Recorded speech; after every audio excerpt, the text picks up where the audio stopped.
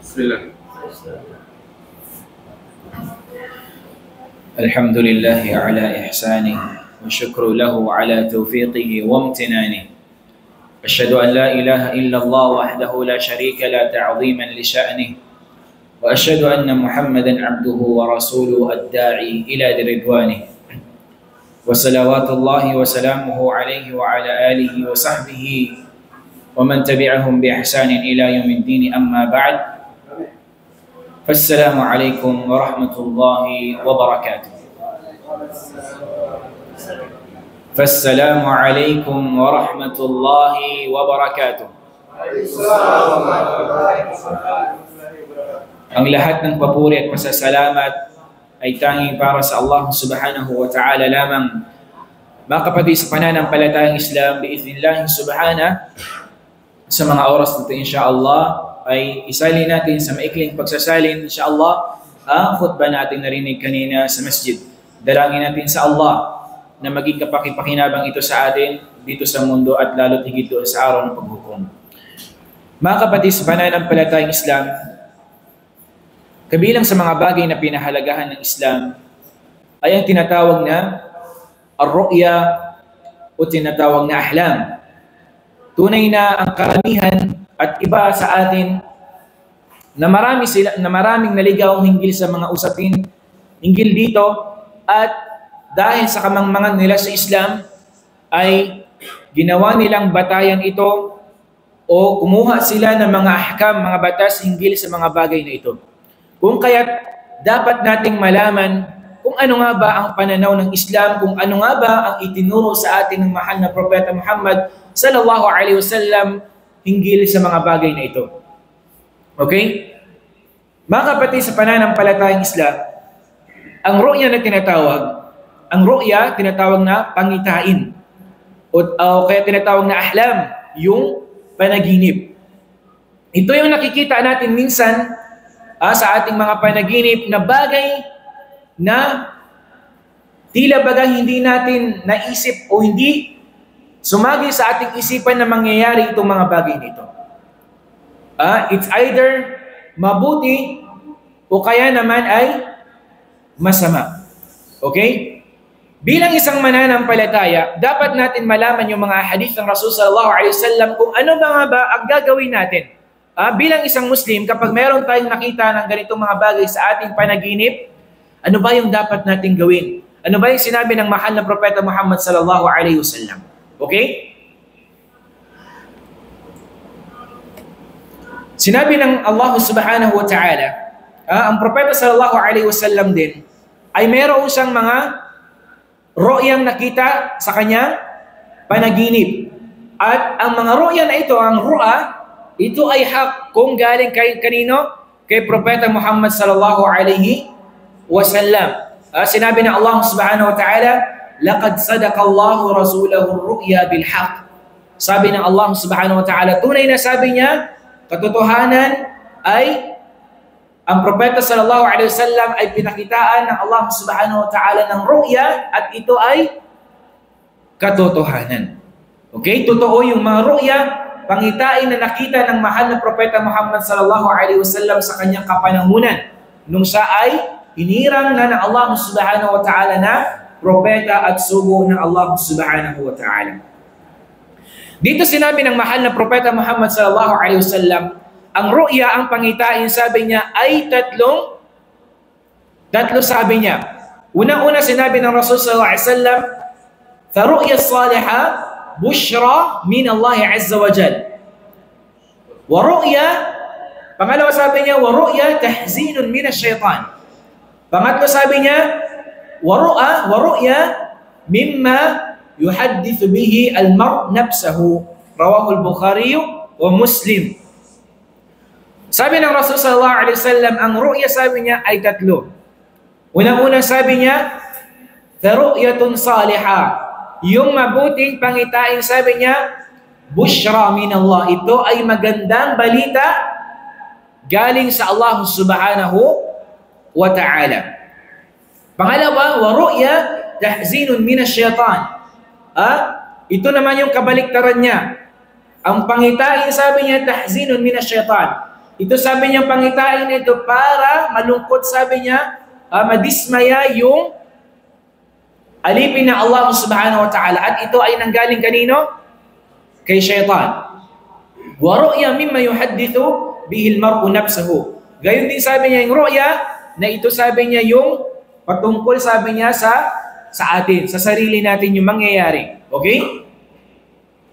Mga kapatid, sa pananampalatayang Islam, sinabi pa ng mahal nating propeta sallallahu alaihi wasallam, sabi niya, lam yanqa min an-nubuwati illa al-mubashshirat. Ano ba yung mga mubashshirat na ito? Yung mga palatandaan, sabi niya, o kaya yung mga mabubuti, sabi niya. Qalu wa mal mubashshirat ya Rasulullah? Qal ar-ru'yatu salihah. Ano sabi niya yung magandang balita na ito? Sabi niya, ya Rasulullah, at sinabi niya, ar-ru'yatu salihah, yung mabuting pangitain. Okay. Bilang isang mananampalataya, nararapat ba nating kapag merong tayong nakitang sa atin, may nakita tayo sa ating panaginip na mabuti, pwede ba natin itong ipagsabi sa iba? Gayon din, kapag meron tayong nakita sa ating panaginip na hindi maganda, pwede ba natin itong sabihin?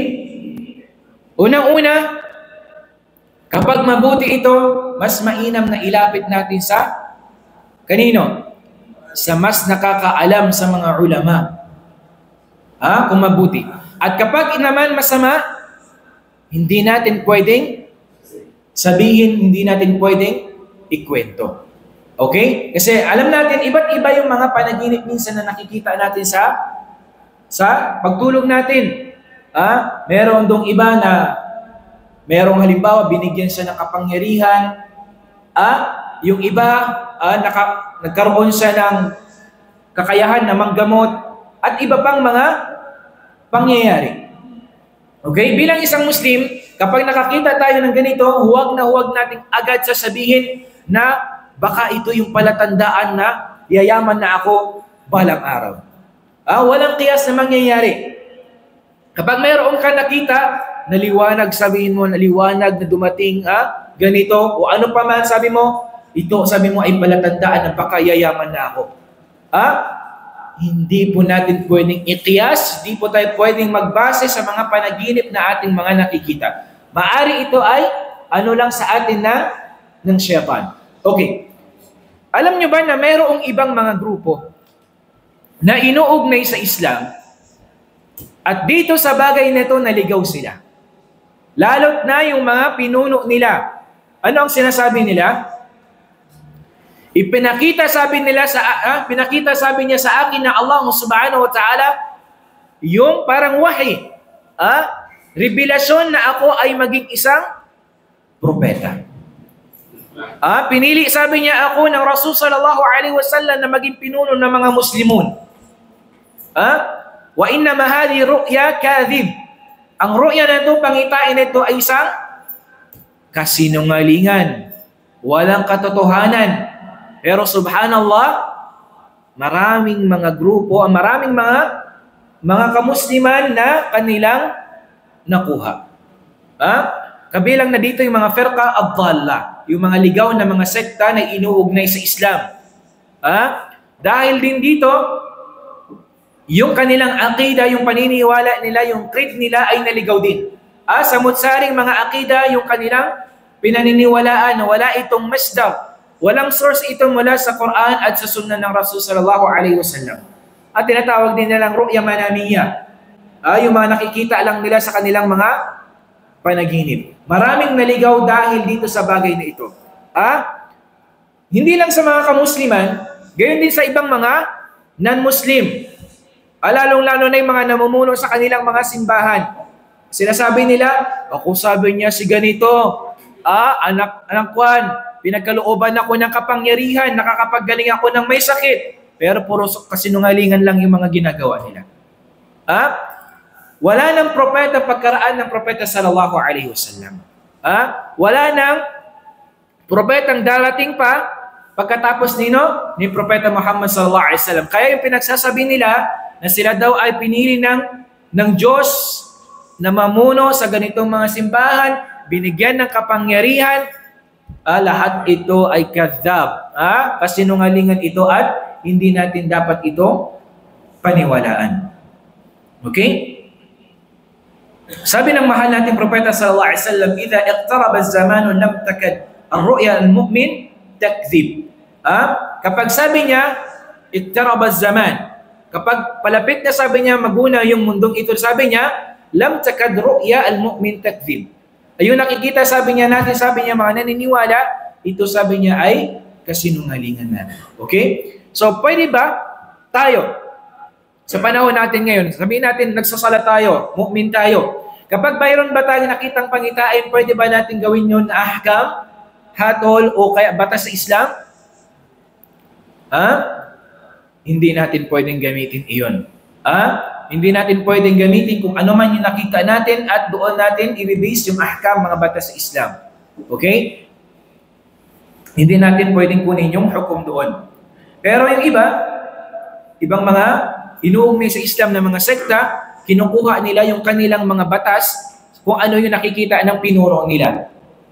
Kung ano yung leader nila, yung tinatawag nilang imam, kung ano yung nakita niya sa panaginip, doon sila kumukuha ng kanilang mga batas. Kung ano yung sinusunod nila sa paraan ng pagsamba, pagsasala, sa pagpapasting, at sa lahat ng pagbibigay halimbawa ng zakah nila, doon nila kinukuha yung kanilang mga batas. Hindi sa Quran at sa Sunnah ng mahal nating Propeta Muhammad sallallahu alaihi wasallam.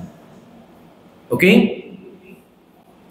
Dito sinabi rin ng mahal nating Propeta sallallahu alaihi wasallam, sabi niya, la taqusur ru'ya illa ala alimin aw nasihin.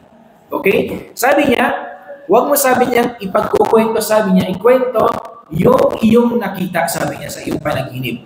Maliban, sabi niya kanino? Illa ala alimin aw nasihin. Maliban sa taong maalam sa Islam. Kasi bakit? Kasi kapag maalam yung iyong nilapitan, alam niya kung ano yung sasabihin niya sa iyo. Hindi niya sasabihin na, bro, palatandaan na yan na inshallah, gaganda yung buhay mo. Yayaman ka. Makakamtan mo yung lahat ng gusto mo sa buhay. Wa innama alim, ang ipapayo niya sa iyo, kung ano yung turo sa atin ng mahal na Propeta Muhammad sallallahu alaihi wasallam.